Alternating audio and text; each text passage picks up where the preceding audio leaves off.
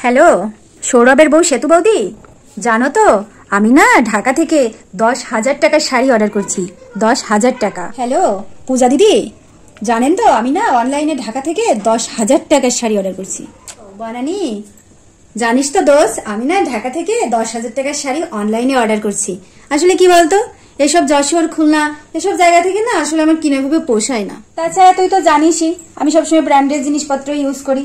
আমার সব কম দামি সস্তা জিনিস তো আমাকে একেবারে মানাই না। আমার পাশের ফ্ল্যাটের ভাবি, উপরতলার বৌদি, ওরা না সবাই শাড়ি কিনছে, দেখলাম তো সব 2,000 5,000 এরকম, এর উপরে কেউ যায়নি। আর আমার তো স্ট্যাটাস তো তুই জানিসই, মানে এত কম টাকার সস্তা শাড়ি তো আসলে আমার সঙ্গে যাই না, আমার চেহারার সঙ্গে তো আসলে যাই না। তুই তো জানিসই আমি সবসময় আনকমন জিনিসপত্র ইউজ করতে পছন্দ করি।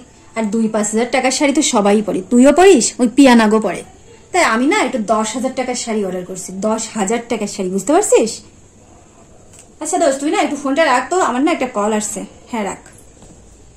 হ্যাঁ হ্যালো ভাইয়া, বলেন। হ্যালো ম্যাডাম, হাউকা অনলাইন মার্কেট খুলনা থেকে বলছিলাম। ও আচ্ছা, আপনি চলে আসছেন? আপনার 700 টাকার একটা শাড়ি অর্ডার দেওয়া ছিল, আমি আপনার দরজায় দাঁড়ানো, এটা রিসিভ করে নিয়ে যাবো। ঠিক আছে, আপনি ওয়েট করেন, আমি এখনই টাকা নিয়ে আসছি।